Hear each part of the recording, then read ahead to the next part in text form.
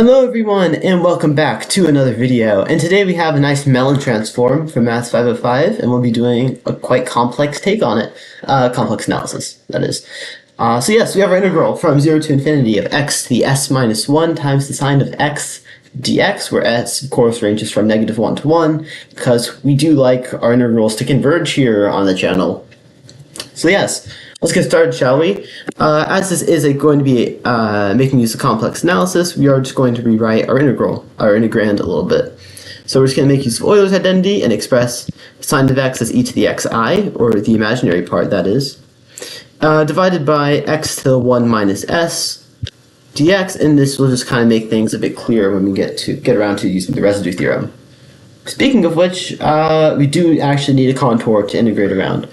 And the contour we're going to be using is this little keyhole contour right here, where integration over this bit will just result in the integral we want, and well, that will also this integral over that bit right there will be related to it as well.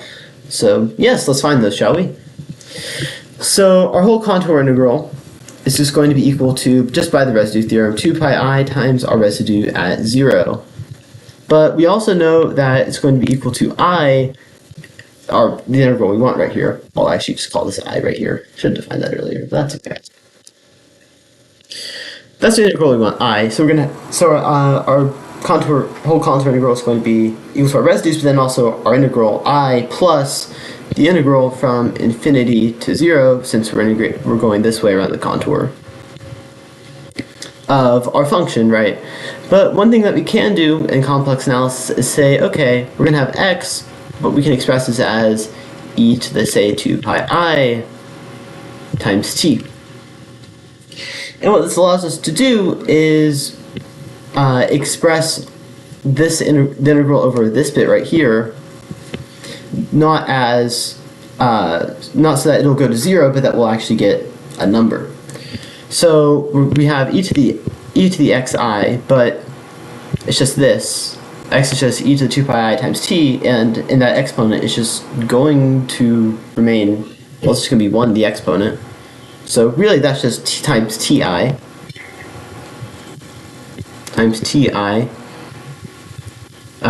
dx, of course. But then we have our term here, x, so I'm going to sub that in, e to the 2 pi I t to the 1 minus s. And this is where things get interesting, because instead of just canceling out and going to 0, we're actually left with something right here on the right side. So we can basically just take this out of the integral just by properties of exponents, and what we're left with actually is an expression with I. So we have I plus, or really minus I should say, to get the bounds consistent, the integral from 0 to infinity of e to the 2 pi s minus 1 I times e to the ti divided by t to the 1 minus s dt. But one thing that is good to note, and this is kind of what makes this technique possible, is that, well, this right here is just I. We just have an extra factor of e to the 2 pi s minus 1 I. So we can just pull that out of the integral, as it is constant, and be left with the expression I times 1 minus e to the 2 pi s minus 1 I. So now that we've kind of sorted out the right-hand side of our equation, I think it is time to actually go through what our residue will be. And this is quite an interesting one right here. So I'm just going to go over here, make some space for it, because this is a bit messy. So we need the residue of our function, e to the xi, divided by x to the 1 minus s, at 0, of course.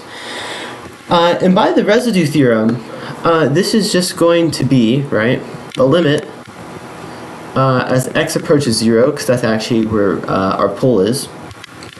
So the limit as x approaches 0 of 1 over negative s factorial times the negative s derivative with respect to negative s derivative with respect to t. That is quite something. Of x to the 1 minus s over x to the 1 minus s times e to the xi. Now you'll notice that these here cancel, and that we're left with this kind of funky looking term right here. We're left with a negative s derivative of e to the xi, which that is quite funky looking, but the reason this whole technique is actually possible is because we can evaluate this. So if I just kind of go over to the side real quick, this might be helpful. If we have, say, the nth derivative, right, of, say, e to, like, the ax, well, we know from just, like, calculus and the chain rule, really, that this is just a to the n times e to the ax. So if we just kind of make n negative, then what we're really integrating, but we're left with the same result. And I'm sure there are some mathematical caveats here that I'm not aware of, but it does work.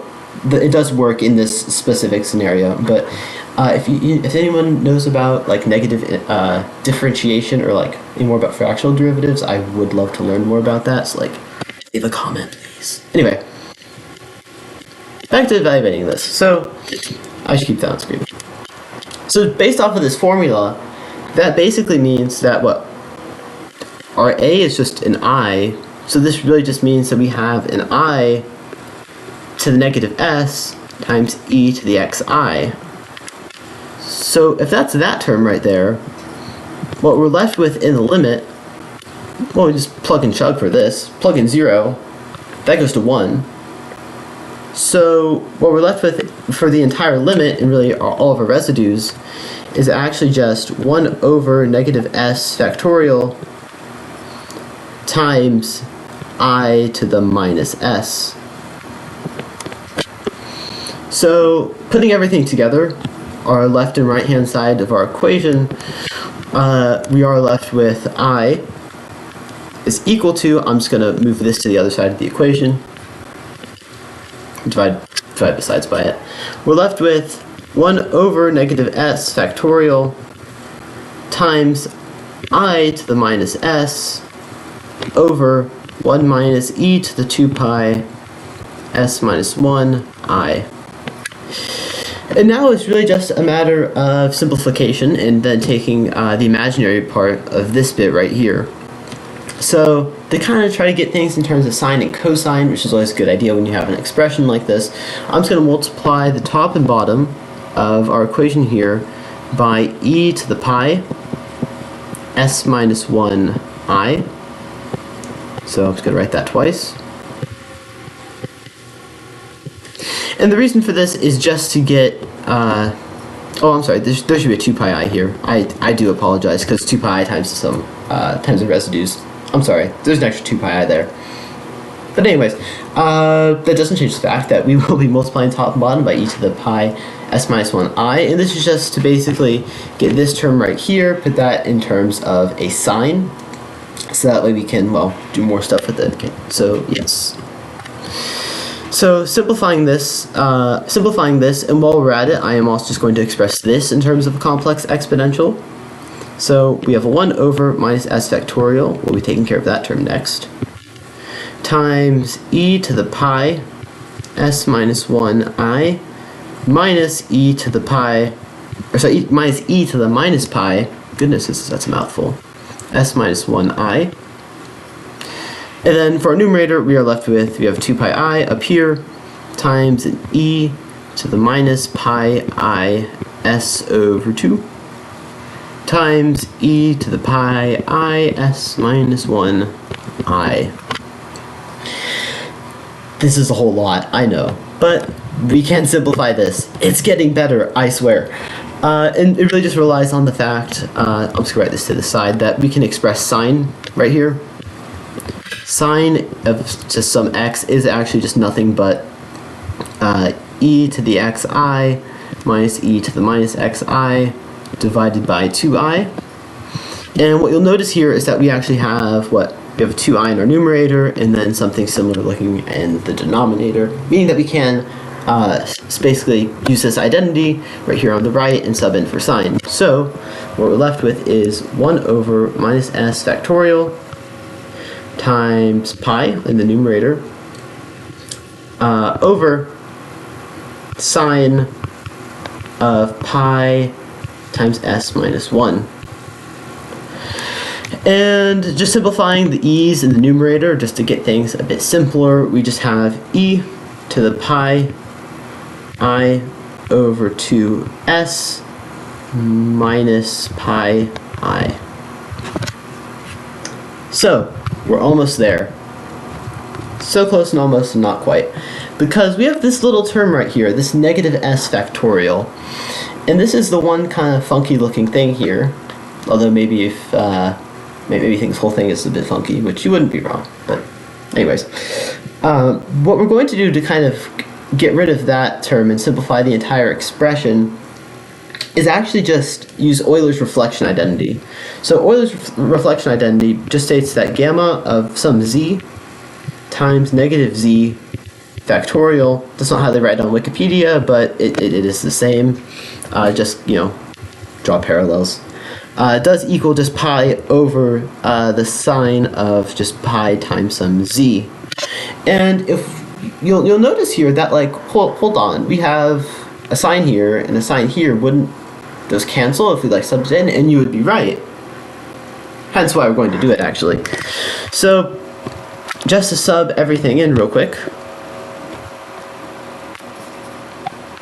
you have a 1 over minus s factorial, or we don't have that anymore. We're subbing that in, aren't we? We have a gamma, our gamma of s. Actually, no, we're dividing by that. I do apologize. We have a pi over the sine of pi s times, in our numerator, just this right here. So sine of s minus 1 times pi. And then I'm just going to move the gamma term up into the numerator as well. So it's a gamma of s right here, that's just this right here, times pi. And then while we're at it, I am just going to simplify this right here. So you'll notice that we have an e to the minus pi I right there. By property of exponents, we can just split that up, and we're just going to get a minus sign up front. So we have just an e to the pi I over 2s in the numerator. So what we're left with here is incredibly ugly, but you'll notice that these almost cancel, and by almost I mean they actually do, because if we have some sign right here, so we have sine of like, well, sine of s minus 1 pi, this right here, just by symmetry, is just minus sine of pi s, meaning that if we actually just sub that in, we're left with what, negative gamma of s times pi e to the pi I over 2s divided by pi, the pi's do cancel by the way, times minus sine of pi s divided by sine of pi s, which does quite clearly cancel out, and you'll notice that these minus signs also do cancel. So we've simplified an incredibly ugly expression down to something that is a lot simpler, but we have a tiny bit more to go. So just kind of writing this out all nice and neat, we have gamma of s times e to the pi I over 2s. But let's remember what this actually is, right? This right here is just our integral I, but I wasn't necessarily what we were trying to solve for per se. It was the imaginary part of I. So if we just take the imaginary part of this, well, the imaginary part of e to the pi I over 2 times s, that's just going to be, what, a sine term, right? So what we're left with ultimately is just the gamma of s times the sine of pi over 2s. And that right there is an awesome take, or at least in my opinion what's awesome take on a Mellin transform from Math 505. So thank you for watching, and I'll see you in the next one.